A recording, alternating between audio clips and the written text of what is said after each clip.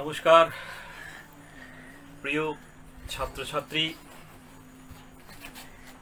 নিশ্চয়ই তোমরা সুস্থ আছো, ভালো আছো, এই কামনাই রাখছি। আজকে আমি তোমাদের সামনে এসেছি দশম শ্রেণীর সুবোধ ঘোষ রচিত বহুরূপী নামক যে ছোট গল্প রয়েছে সেই ছোট গল্প আলোচনা নিয়ে। আপনারা যারা অভিভাবক এবং অভিভাবিকা আমার এই ভিডিও দেখছেন, আপনাদের কাছে বিশেষ অনুরোধ, আপনারা দয়া করে আমার এই ভিডিওটা আপনার বাড়িতে দশম শ্রেণীর ছাত্রছাত্রী যারা রয়েছে, যারা 2021 সালে মাধ্যমিক পরীক্ষা দেবে, তাদেরকে অবশ্যই দেখাবেন। তাদের অবশ্যই এটা কাজে দেবে বলে আমার বিশ্বাস। তাদের কাজে দিলেই আমাদের এই পরিশ্রম সার্থক হবে বলে আমি মনে করি। যাই হোক, আমি ভূমিকায় না গিয়ে সরাসরি আমার বিষয়ে প্রবেশ করি।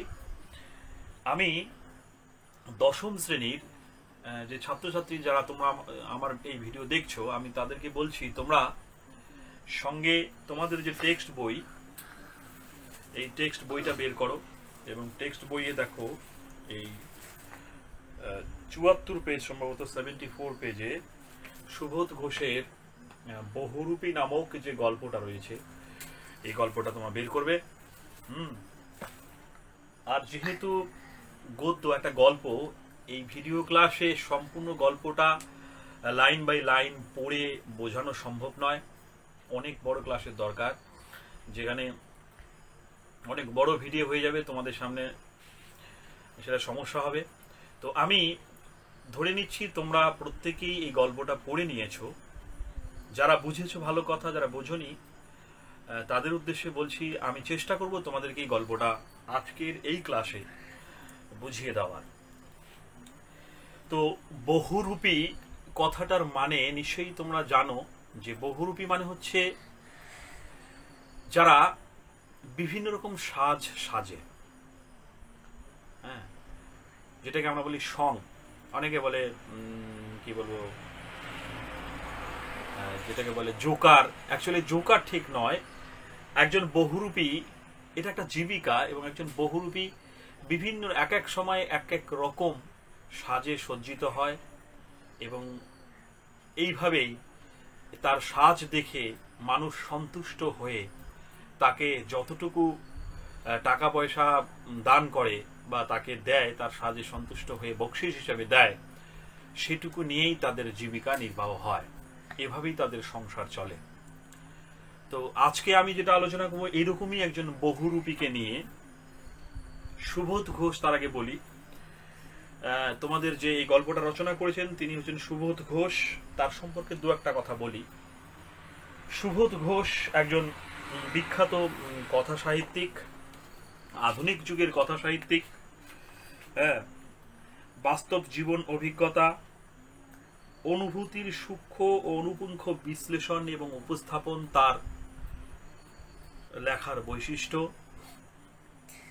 সুবোধ ঘোষ 1910 খ্রিস্টাব্দে মতান্তরে, কারো কারো মতে আর কি 1909 খ্রিস্টাব্দে বিহারের হাজারিবাগ অঞ্চলে জন্মগ্রহণ করেন।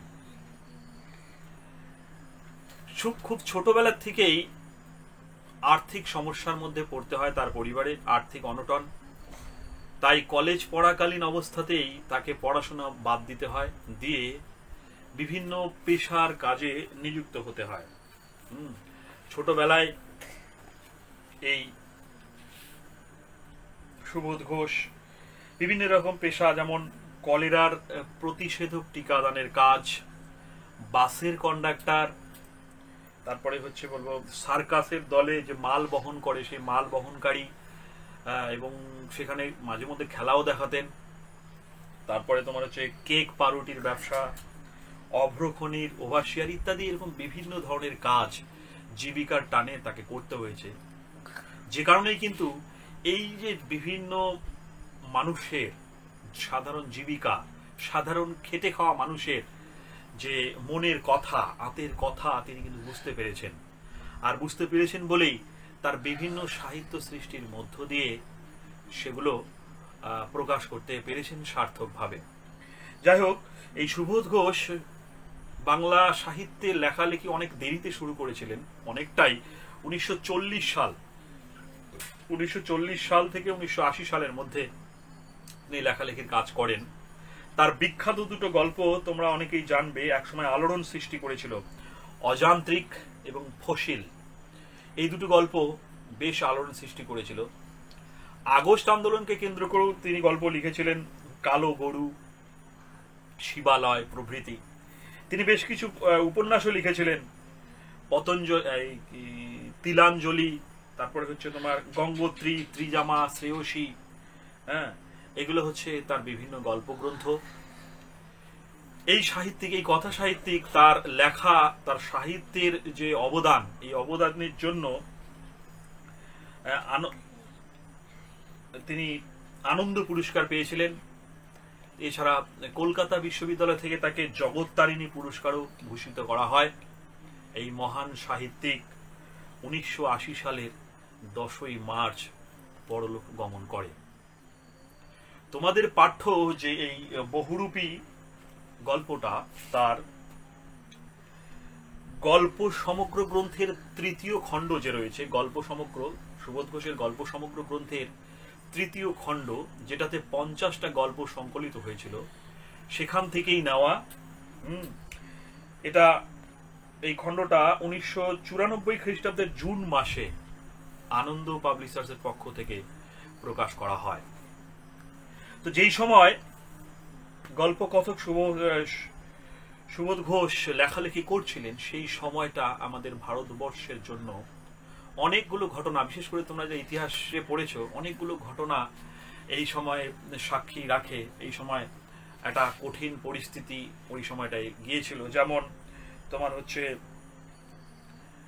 42-এর ভারত ছাড়ো আন্দোলন, 43-এর যে মহা মন্বন্তর, তারপর হচ্ছে 46-এর দাঙ্গা। এই যে ঘটনাগুলো পরপর ঘটেছিল, এই ঘটনাগুলো কিন্তু বিভিন্ন সাহিত্যিকের, সমসাময়িক বিভিন্ন সাহিত্যিকের লেখার মধ্য দিয়ে, রচনার মধ্য দিয়ে প্রকাশ পেয়েছে। কারণ তোমরা জানো যে সাহিত্যকে বলা হয় সমাজের দর্পণ। সমাজে যা ঘটে সেটাই সাহিত্যের আকারে প্রকাশ করা হয়। তো এরকম সমাজে অনেক ঘটনা সেই সময়টায় ঘটছিল। এই যে আন্দোলনগুলোর কথা বললাম, ভারত ছাড়ো আন্দোলন, মন্বন্তর যেটা বললাম, তারপরে হচ্ছে তোমার 46-এর দাঙ্গা, এই ঘটনাগুলো কিন্তু প্রত্যেকের মনে তখন নাড়া দিয়েছিল। আর সেগুলোর সাক্ষী হিসেবে বিভিন্ন সাহিত্য রচিত হয়েছিল। আর এই ভয়ঙ্কর প্রেক্ষাপটেই কিন্তু সুবোধ ঘোষের তোমার হচ্ছে যেগুলো বললাম, অযান্ত্রিক, ফসিল, গোত্রান্তর প্রভৃতি এই গল্প রচনা তিনি করেছিলেন। এই সুবোধ ঘোষ সামাজিক অবস্থানে যারা একেবারে নিচের শ্রেণীর মানুষ, যারা শ্রমিক মানুষ, যারা খেটে খাওয়া মানুষ, যারা প্রতিদিন অবহেলিত হয়, লাঞ্ছিত হয়, অপমানিত হয়, আধারের মধ্যে যাদের দিন কাটে, সাংসারিক অভাব যাদের নিত্য সঙ্গী,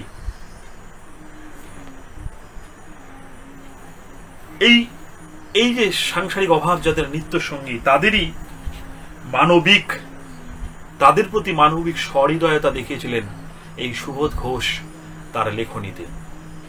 বহুরূপী গল্পটাও কিন্তু এই শ্রেণীরই একটা গল্প, যেখানে এখানে গল্পের নায়ক বা কেন্দ্রীয় চরিত্র হচ্ছে হরিদা, যে জীবিকা নির্বাহ করে বহুরূপী সেজে। সে ইচ্ছে করলে কিন্তু অন্যান্য অনেক পেশায় যেতে পারত, কিন্তু সেটা না গিয়ে তিনি কি করতেন, এটাতেই তার আনন্দ পেতেন। কারণ হরিদা এমন একজন মানুষ যে একঘেয়েমিতা পছন্দ করেন না। অন্যান্য পেশায় যেমন যে একঘেয়েমিতা রয়েছে, এখানে কিন্তু এই পেশার মধ্যে কিন্তু সেটা নেই। এখানে প্রত্যেক দিন তিনি এক এক রকম সাজে সজ্জিত হন, জীবনের বৈচিত্র্যতা নিয়ে আসেন বলে তিনি মনে করেন। তো এই হরিদা শহরের অত্যন্ত সরু গলির ভিতর অন্ধকার ছোট একটা ঘরে হরিদার সংসার। সেখানে নিত্য অভাব অনটনের মধ্য দিয়ে তার দিন যাপন হয়। সকাল সন্ধ্যায় গল্প কথক, যিনি আমাদের এই গল্পটা বলছেন, তোমাদের এই বহুরূপী গল্পটা গল্প কথক এবং তার দুই বন্ধু সেই হরিদার ঘরে গিয়ে আড্ডা দেন, বিভিন্ন গল্প গুজব করেন, হরিদা পছন্দ করেন।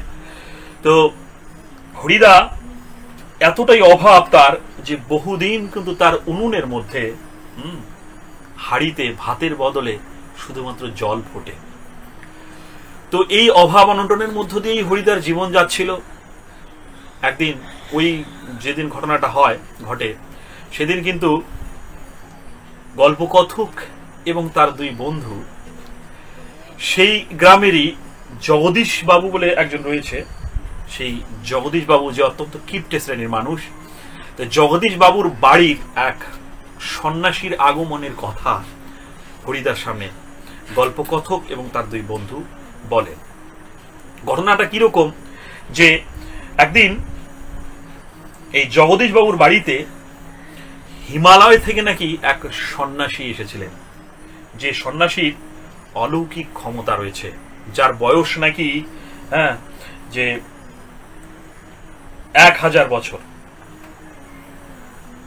তিনি মানে আনুমানিক মনে করেন যে 1000 বছরেরও বেশি তিনি হিমালয়ের গুহায় নাকি বসবাস করেন। বছরে একটা মাত্র হরিতকি ফল খান। এত মহান ধরনের একজন সন্ন্যাসী। তো সেই সন্ন্যাসী নাকি জগদীশ বাবুর বাড়িতে এসেছেন, বেশ কয়েকদিন ধরে অবস্থান করছেন। তো এই ঘটনা শোনার পর হরিদা কিন্তু সেই সন্ন্যাসীর পদধূলি নেওয়ার জন্য একটা ইচ্ছে প্রকাশ করেন। তো তখন গল্পকথক এবং তার দুই বন্ধু বলেন যে সেটা সহজ কাজ নয়, তার পদধূলি সবাই পাবে এমন সহজ কাজ নয়। একমাত্র জগদীশ বাবু তার পদধূলি পেয়েছিলেন, সেই দুর্লভ কাজকে সহজ করেছিলেন। কিভাবে? জগদীশ বাবু হচ্ছে তোমার যে সোনার বোল দিয়ে কাঠের খড়ম তৈরি করেছিলেন, এবং খড়ম তৈরি করে সোনার বোল দিয়ে কাঠের খড়ম তৈরি করে সেই খড়ম তোমার হচ্ছে সেই সন্ন্যাসীর পায়ের কাছে ধরেছিলেন, যার ফলে সন্ন্যাসী কি করেছে, সে তার পা সেই খড়মের দিকে এগিয়ে দিয়েছে। আর সেই সুযোগেই নাকি জগদীশ বাবু তার পদধূলি নিয়েছিলেন। এছাড়াও তিনি 100 টাকা কিন্তু সেই সন্ন্যাসীকে বকশিশ দিয়েছিলেন। তো এই ঘটনা শোনার পর জগদীশ বাবু কিছুটা আমাদের হরিদা যিনি বহুরূপী সেজেছেন এখানে, যাকে কেন্দ্র করে এই গল্প রচিত হয়েছে, হরিদার মন একটু অন্যরকম হয়ে যায়। যাই হোক, ভাবতে থাকে। তো সে মনে মনে হয়তো কোন একটা বুদ্ধি আসছে, একটা ফোন দিয়ে আসছে। তো হরিদা সেদিনই কিন্তু ওই গল্পকথক এবং তার দুই বন্ধুদের বলে যে আজকে সন্ধ্যায় তোমরা জগদীশ বাবুর বাড়িতে আসবে, আজকে একটা মজার খেলা দেখাবো, একটা কিছু করব, একটা মজার খেলা দেখাবো। তো জগদীশ তার বন্ধুরা বলে যে কি এমন মজার খেলা তুমি দেখাবে?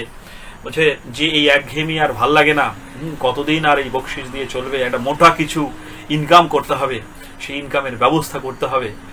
তো তার বন্ধুরা কিন্তু বলে যে ওই জগদীশ বাবুর মতো এমন একজন কি বলবো কিপ্টে মানুষ, তিনি কি তোমাকে বকশিশ দেবেন? এরকম একটা চিন্তা ভাবনা তাদের মাথায় আসে। যাই হোক, তো বলছিলাম যে তবু হরিদা বলে যে ঠিক আছে, তোমরা সন্ধ্যাবেলা এসো, থাকবে সেখানে, উপস্থিত থাকবে, দেখবে কি ঘটে, মজার একটা খেলা দেখাবো। তো এরকম করে সন্ধ্যাবেলা একটা মানে যাবে যে সেটা প্রকাশ ঘোষণা করে দেয়। তারপরে গল্প চলতে থাকে। এদিকে হরিদা কিন্তু চাইলেই অন্য পেশায় ঢুকতে পারত, সেটা কিন্তু তিনি করেননি। কারণ হরিদা একঘেয়ে কাজ পছন্দ করতেন না। এখানে যে এই তার যে বহুরূপী, এই বহুরূপীর মধ্যে বহুরূপীর মধ্যে কিন্তু এই একঘেয়েমিতাটা নেই। জীবনের বিভিন্ন রকম কি বলবো বৈচিত্র্যতা এর মধ্যে রয়েছে। তিনি বিভিন্ন সময় বিভিন্ন সাজে সজ্জিত হয়েছিলেন। একবার এক দুপুরবেলা বাস স্ট্যান্ডে চকের বাসস্ট্যান্ডে কোন এক দুপুরবেলা এক বদ্ধ পাগল সেজেছিলেন, সেজে যাত্রীদের দিকে ইট তুলে ছুঁড়ে মারার চেষ্টা করছিলেন। এবং যাত্রীরা কেউ কেউ ভয় পেয়ে চেঁচিয়ে উঠছে, কেউ কেউ আবার বুঝতে পারছে যখন তিনি হরিদা, তাকে আবার বেশ কিছু পয়সাও, কয়েকটা পয়সাও, দুটো একটা পয়সাও কিন্তু মানুষ দিচ্ছিল। শুধু তাই নয়, তিনি একবার বাইজি সেজেছিলেন। বাইজি সেজে যখন রাস্তায় নেমেছিলেন, সবাই হাঁ করে তার দিকে এমন ভাবে তাকিয়েছিল যে এত সুন্দর একজন বাইজি কোথার থেকে আগমন হলো, সবাই হাঁ করে তার দিকে তাকিয়েছিলেন। সেই সময় এই বাইজি সেজে কিন্তু বেশ কিছু টাকাও কিন্তু সেই সময় তার রোজগারে হয়েছিল। প্রায় 8 টাকা 10 আনা তিনি রোজগার করেছিলেন। এটাই তার জীবনে এখনো পর্যন্ত সেরা উপার্জন বলে তিনি মনে করেন। হ্যাঁ, এছাড়াও তিনি কখনো বাউল, কখনো কাপালিক, কখনো কাবুলিওয়ালা, হ্যাঁ, ফিরিঙ্গি সাহেব, এইরকম বিভিন্ন সাজে সজ্জিত হয়েছিলেন। একবার এক ঘটনা ঘটেছিল যে তাদের এই পাশে দয়াল বাবুর লিচু বাগানে একদিন পুলিশ সেজে বসেছিলেন, দাঁড়িয়েছিলেন, তো পুলিশ সেজেছিলেন। তো সেখানে কি হয়েছে যে স্কুলের কিছু ছাত্রকে তিনি আটক করেন, এবং আটক করার পর তাদের যে মাস্টারমশাই ছিলেন, তিনি মাস্টারমশাই এসে তার সেই পুলিশ সাহেবকে অনেক অনুরোধ করে 8 আনা ঘুষ দিয়ে তাদেরকে ছাড়িয়ে নিয়ে গিয়েছিলেন। এই ঘটনাটা প্রমাণ করে যে হরিদা কতটা নিখুঁতভাবে যে সাজেন, কেউ তাকে ধরতে পারে না। হরিদা যে একজন পুলিশ সেজেছিলেন, সেই পুলিশকে কিন্তু মাস্টারমশাইয়ের চোখে পর্যন্ত ধুলো দিয়ে দিয়েছিল।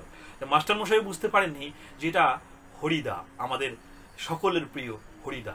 সে ভেবেছিলেন সত্যি সত্যি সত্যি কোনো পুলিশ, যার ফলে কিন্তু 8 আনা ঘুষও দিয়েছিলেন। পরবর্তীতে অবশ্য মাস্টারমশাই বুঝতে পেরেছিলেন, জানতে পেরেছিলেন যে এটা হরিদারই কাজ। বুঝতে যখন পেরেছিলেন তখন কিন্তু রাগ হয়নি, বরঞ্চ প্রশংসা করেছেন যে বাহ, হরিদা এত সুন্দর সাজ সেজেছেন যে আমরা বুঝতেই পারিনি তিনি একজন পুলিশ। হ্যাঁ, তো এইরকম সাজ হরিদা সাজতেন, বহুরূপী সাজতেন। তো যেই সন্ধ্যাবেলা জগদীশ বাবুর বাড়িতে গল্পকথক এবং তার 2 বন্ধু তার স্পোর্টসের চাঁদা আদায়ের জন্য জগদীশ বাবুর বাড়িতে গিয়েছিলেন, সেখানে জগদীশ বাবু বারান্দার মধ্যে বসেছিলেন। আকাশে তখন বেশ জ্যোৎস্না উঠেছিল, স্নিগ্ধ শীতল একটা পরিবেশ, চারিদিকে ফুরফুর করে বাতাস বইছে। এই সময় ওই গল্পকথক এবং তার 2 বন্ধু যখন স্পোর্টসের চাঁদা আদায়ের জন্য তাকে ওই রসিদ দিয়েছিলেন, সেটা দেখছিলেন। এই সময় হঠাৎ করে যে এক সন্ন্যাসীর প্রবেশ, যে সন্ন্যাসীর কিন্তু কোন রকম গৈরিক বসন নেই, কমণ্ডল হাতে সেরকম কিছু নেই, সেই রকম সাজসজ্জা নেই, কি শুধুমাত্র একটি সাদা উত্তরীয় আর পরনে একটা থান, আদুরগা মানে খোলা গা, আর হাতে একটা থলে, যে থলির মধ্যে একটা মাত্র গীতা গ্রন্থ, একটা গীতা বই ছিল। এবং তাকে দেখে কেউই বুঝতে পারেনি যে এটা হরিদা। তার দিকে অবাক দৃষ্টিতে তাকিয়েছিলেন সবাই, প্রত্যেকেই, বিশেষ করে জগদীশ বাবুও কিন্তু অবাক দৃষ্টিতে তাকিয়েছিলেন। এবং সে যখন তার উঠোনের সামনে এসে দাঁড়িয়েছিলেন এবং সেই গীতার পৃষ্ঠার দিকে তাকাচ্ছিলেন, দেখে কি যেন মুচকি হাসছিলেন, তখন জগদীশ বাবু তাকে যখন বলছিল, তাকে প্রণাম জানাচ্ছিল সেখান থেকেই, তখন কিন্তু সেই সন্ন্যাসী, বিরাগী সন্ন্যাসী কিছুটা রেগে গিয়েছিলেন এবং রেগে গিয়ে বলছিলেন, তুমি কি ভগবানের থেকেও বড় নাকি, নিচে নেমে এসে প্রণাম করতে পারছো না? তো যখন সেটা জগদীশবাবু বুঝতে পেরে, তার ভুল বুঝতে পেরে নিচে নেমে এসেছিলেন, তাকে প্রণাম করেছিলেন। যখন তাকে বলেছিলেন যে বিরাগী সাহেব, আপনি বলুন যে আপনি, আপনার জন্য আমি কি করতে পারি, তো তখন কিন্তু সেই বিরাগী বলেছিল যে কিছুই করতে হবে না, আমার সমস্ত কিছুই আছে, উপরওয়ালা সমস্ত কিছুই আমাকে দিয়েছে, তুমি শুধুমাত্র 1 গ্লাস জল আমাকে পান করাও। আর সেই বাড়িতে কিন্তু জগদীশবাবু ওই 1 গ্লাস ঠান্ডা জল পান করে তৃপ্তির স্বরে করে তার দিকে তাকিয়েছিলেন। তার যেই সাজ এবং তার কথাবার্তা, তার তাকানোর যে ভঙ্গি, চোখের মধ্যে একটা শীতলতা ভাব, এটা দেখে জগদীশবাবু মুগ্ধ হয়ে গেছিলেন। শুধু জগদীশবাবু কেন, আগে যে বলে রেখেছিলেন গল্পকথক এবং তার 2 বন্ধুকে, তারা পর্যন্ত বিশ্বাস করতে পারছেন না যে এটা হরিদা। না, তারা বলছেন না, এটা হতেই পারে না, হরিদা এরকম কথাই বলতে পারে না, এত সুন্দর কথাই বলতে পারে না, এত চাহনি, এত সুন্দর, এটা হতেই পারে না। তারাও পর্যন্ত চিনতে পারেনি যে হরিদাই অ্যাকচুয়ালি সেই সাজ সজ্জিত হয়েছিল। তো যখন সেই জগদীশ বাবু তাকে বারবার পিড়াপিড়ি করছিলেন যে আজকের দিনটা আজকে অন্তত তার বাড়িতে থাকুন, তো সেই হরিদা কিন্তু, সেই বিরাগী সন্ন্যাসী কিন্তু তার বাড়িতে থাকতে চাননি। বলেছেন যে এত সুন্দর আকাশ, ধরিত্রীর বুকে পৃথিবী, ধরিত্রী, খোলা আকাশ, এটা ছেড়ে আমি তোমার এই দালান কুঠিতে কি করে অবস্থান করি। তো যখন সে চলে যেতে চাচ্ছিলেন তখন কিন্তু জগদীশ বাবু তাকে কিছু দিতে চাচ্ছিলেন, সে নিতে একেবারেই কি বলবো অসম্মত। যখন কোনো কিছুই নিচ্ছিলেন না তখন কিন্তু জগদীশ বাবু তাকে 1 মিনিট দাঁড়িয়ে থেকে শুধু বলেছিলেন যে অন্ততপক্ষে শেষ পর্যন্ত আমাকে কিছু বলে যান। তো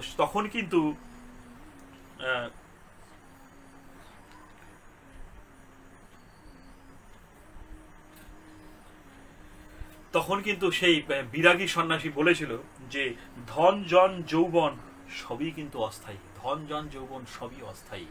হ্যাঁ, তুমি যদি সবকিছু পেতে চাও তাহলে ঈশ্বরকে ভালোবাসো, আর ঈশ্বর যদি তোমার কাছে, তোমার কাছে সন্তুষ্ট হয়, তুমি যদি ঈশ্বরকে পেয়ে যাও তাহলে কিন্তু সমস্ত কিছু তুমি পেয়ে যাবে। এত সুন্দর কথা হরিদার মুখ দিয়ে শুনে তারা ভাবতেই পারেনি যেটা হরিদার কথা। শেষ পর্যন্ত যখন কোনোভাবেই মানছে না তখন কিন্তু জগদীশবাবু তার বাড়ির থেকে একটা 100 টাকার এক তার নোট, 100 টাকার নোট সম্ভবত,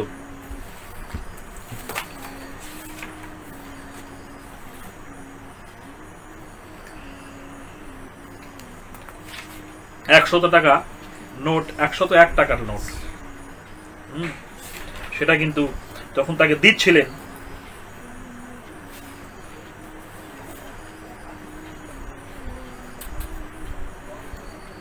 টাকা, হ্যাঁ আমি সেটা কনফার্ম হয়ে নিচ্ছিলাম, একটু কনফিউশন হচ্ছিল। তো 101 টাকার নোটের তারা কিন্তু একটা বান্ডিল। সেই সময় তোমাদের হয়তো এখন মনে হচ্ছে, তোমরা যারা শুনছো, যে 100 টাকা এখনকার দিনে কোনো মূল্য নেই, কিন্তু সেই সময়টায় এই 100 টাকা কিন্তু অনেক, যেখানে আনা দিয়ে হিসাব হচ্ছে, হ্যাঁ 1 আনা 2 আনা 3 আনার হিসাব হচ্ছে, এবং সেই সময় এই 8 আনা 10 আনা দিয়েই হরিদার সংসার জীবন চলে যেত, 1 সপ্তাহ 2 সপ্তাহ চলে যেত। তাহলে ভাবো 100 টাকার মূল্য কতটা ছিল। তো 100 টাকা কিন্তু অনেক সেই সময়। তো এই 100 টাকা তাকে দিচ্ছিল যখন প্রণামী হিসেবে, সেটা কিন্তু সে কোনোভাবেই গ্রহণ করেনি, হ্যাঁ, এবং সেই অনুরোধ, জগদীশবাবুর অনুরোধ কিন্তু মানেননি, তার না মেনেই সে কিন্তু চলে গিয়েছিলেন। সেই 100 টাকাও কিন্তু নেননি, নিয়ে যখন চলে যান, আর সেই 100 টাকার থলি সেটা কিন্তু ওই জগদীশবাবুর সিঁড়ির উপরেই পড়ে থাকে।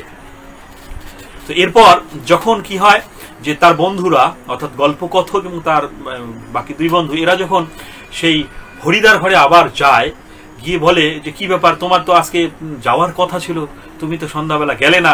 এই বলতে বলতে যখন তার ঘরে প্রবেশ করে দেখে যে হরিদা উনুনের মধ্যে সেই জল, মানে ভাত চাপিয়ে দিয়েছে, মানে জল ফোটাতে দিয়েছে, এবং সে মুখে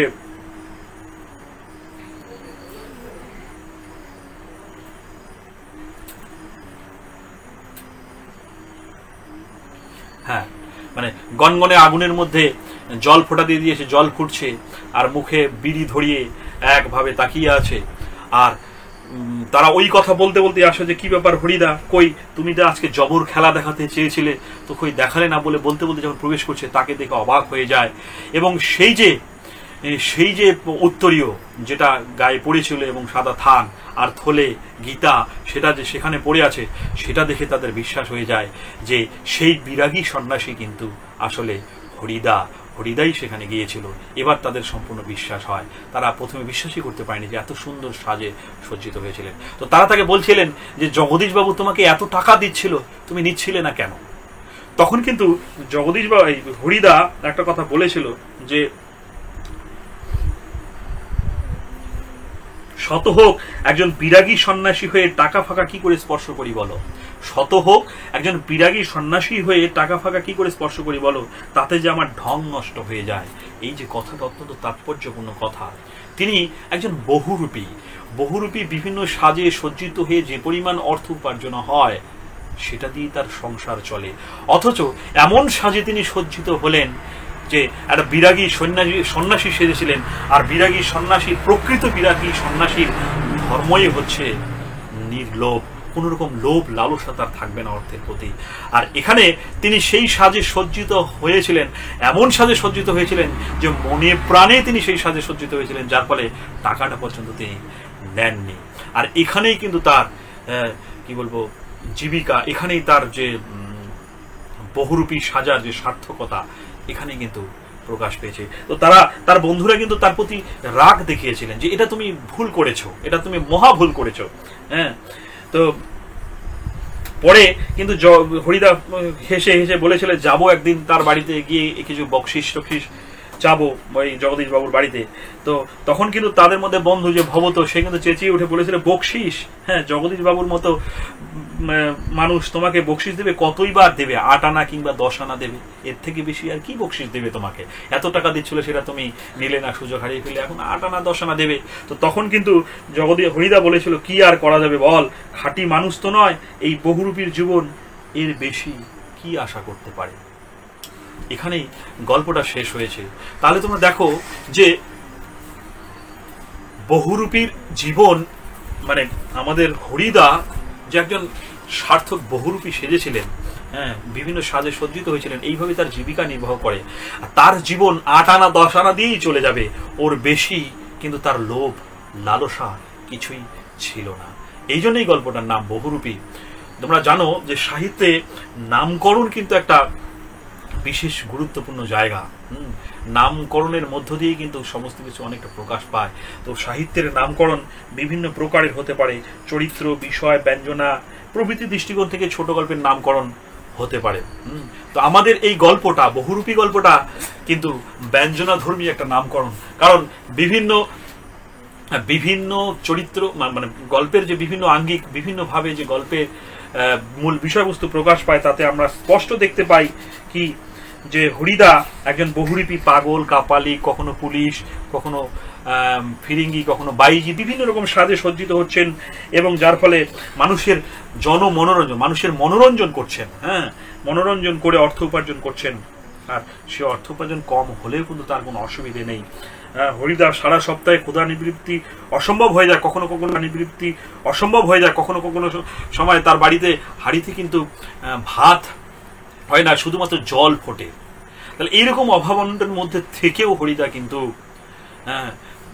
লোভ লালসার মধ্যে পড়েননি, কোনোভাবে লোভ লালসা দেখাননি। হ্যাঁ, আর এখানেই যেন তার চরিত্রের সার্থকতা এবং বহুরূপী যারা, প্রকৃতপক্ষে বহুরূপী সাজে সজ্জিত যারা, নির্লোভ যাদের, এই বহুরূপী সাজের, বহুরূপীর কি বলবো প্রকৃত সার্থকতা কিন্তু তার এই চরিত্রের মধ্য দিয়ে ব্যঞ্জনাধর্মী হয়ে উঠেছে। এই জন্য নামকরণটাকেও আমরা সার্থক বলে মনে করি। তো আমি যতটুকু আলোচনা করলাম সে পুরো গল্পটা আমি কিছুটা সংক্ষিপ্ত আকারে আমি তোমাদেরকে বলার চেষ্টা করলাম। তো এরপরে আমি তোমাদেরকে যেটা বলবো সেটা হচ্ছে যে গল্পটা তো তোমরা লাইন ধরে অবশ্যই পড়ে নেবে বাড়িতে, কারণ এইভাবে এখন যদি আমি লাইন ধরে বিস্তারিত ব্যাখ্যায় আসি সেটা এইভাবে সম্ভব নয়। তো আমি তোমাদের কিছু প্রশ্ন বলে দিচ্ছি এখান থেকে, যে প্রশ্নগুলো তোমরা পড়বে, প্রস্তুত করে রাখবে। যেমন 5 নম্বরের কিছু প্রশ্ন আমি তোমাদের বলছি, রচনাধর্মী প্রশ্ন, যেগুলো প্রস্তুত করে রাখবে। যেমন বহুরূপী গল্পে হরিদার চরিত্রটি আলোচনা করো, এটা পড়ে রাখবে। তারপর হচ্ছে জগদীশবাবুর বাড়ি হরিদা বিরাগী সেজে যাওয়ার পর যে ঘটনা ঘটেছিল তা বর্ণনা করো। জগদীশবাবুর বাড়ি হরিদা বিরাগী সেজে যাওয়ার পর যে ঘটনা ঘটেছিল তা বর্ণনা করো। তারপর পড়বে হরিদার উনুনে বাড়িতে অনেক সময় শুধু জল ফোটে, ভাত ফোটে না। হরিদার উনানের হাড়িতে অনেক সময় শুধু জল ফোটে, ভাত ফোটে না। কথাটির প্রেক্ষিতে হরিদার দারিদ্র্যপীড়িত জীবনযাত্রার পরিচয় দাও। তারপর পড়বে হচ্ছে হরিদার জীবনে সত্যিই একটা নাটকীয় বৈচিত্র্য আছে। হরিদার জীবনে সত্যিই একটা নাটকীয় বৈচিত্র্য আছে। বহুরূপী হরিদার কর্মকাণ্ডের মাধ্যমে যেভাবে নাটকীয় বৈচিত্র্য ধরা পড়েছে তার বিবরণ দাও। তারপর পড়বে হচ্ছে চমকে উঠলেন জগদীশবাবু। চমকে উঠলেন জগদীশবাবু। জগদীশবাবুর পরিচয় দাও, তার চমকে ওঠার কারণ আলোচনা করো। তারপর হচ্ছে তেমনি অনায়াসে সোনাও মারিয়ে চলে যেতে পারি। তেমনি অনায়াসে সোনাও মারিয়ে চলে যেতে পারি। আলোচ্য উক্তির মাধ্যমে হরিদার নির্লোভ জীবনের যে পরিচয় ফুটে উঠেছে তা আলোচনা করো। তারপর হচ্ছে তোমার খাঁটি মানুষ তো নয় এই বহুরূপীর জীবন, এর বেশি কি আশা করতে পারে। খাঁটি মানুষ তো নয় এই বহুরূপীর জীবন, এর বেশি কি আশা করতে পারে। এই উক্তির প্রেক্ষিতে বহুরূপী হরিদার চরিত্র বিশ্লেষণ করো। এছাড়া 3 নম্বরের জন্য যেগুলো পড়বে বলে আমার মনে হয়, সে ভয়ানক দুর্লভ জিনিস। এখানে সে বলতে কি বোঝানো হয়েছে, তাকে দুর্লভ বলার কারণ ব্যাখ্যা করো। 2 নম্বর হচ্ছে গল্প শুনে খুব গম্ভীর হয়ে গেলাম হরিদা। কোন গল্প শুনে হরিদা গম্ভীর হয়ে গিয়েছিলেন। তারপর হচ্ছে হরিদার উনানের আগুন তখন বেশ গনগনে জ্বলছে। হরিদাকে উদ্ধৃতির তাৎপর্য লেখো। তারপর হচ্ছে বাসের ড্রাইভার কাশীনাথ ধমক দেয়। বাসের ড্রাইভার কাশীনাথ ধমক দেয়। কাকে কাশীনাথ ধমক দিয়েছিল, ধমক দেওয়ার কারণ কি। তারপর হচ্ছে মোট 8 টাকা 10 আনা পেয়েছিলেন। কে টাকা পেয়েছিলেন, কি কারণে টাকা পেয়েছিলেন। হরিদা পুলিশ সেজে কোথায় দাঁড়িয়েছিলেন, তিনি কিভাবে মাস্টারমশাইকে বোকা বানিয়েছিলেন। তারপরে পড়বে হচ্ছে এবার মারিত হাতি লুঠিত ভান্ডার। এবার মারিত হাতি লুঠিত ভান্ডার, এ কথা কে কাকে বলেছে, এমন মন্তব্যের কারণ কি। তারপর পড়বে হচ্ছে আশ্চর্য হয়েছি, একটু ভয়ও পেয়েছি। কাকে দেখে এই অনুভূতি হয়েছিল, এমন অনুভূতির কারণ কি।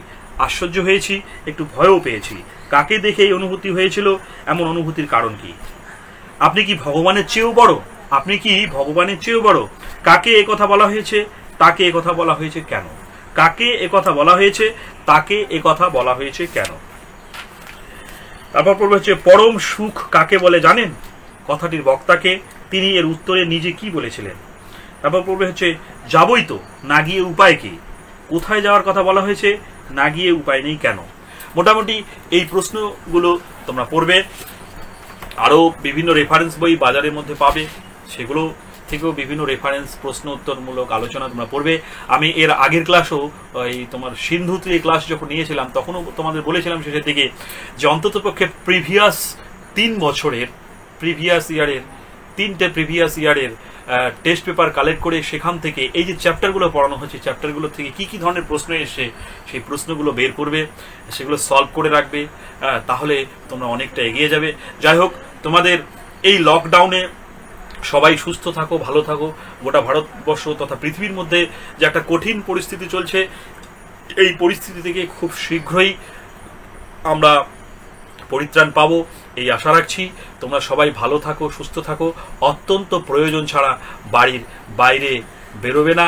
সবাই ভালো থাকো, সুস্থ থাকো, এই বলে আজকের ক্লাস শেষ করছি। ধন্যবাদ সকলকে।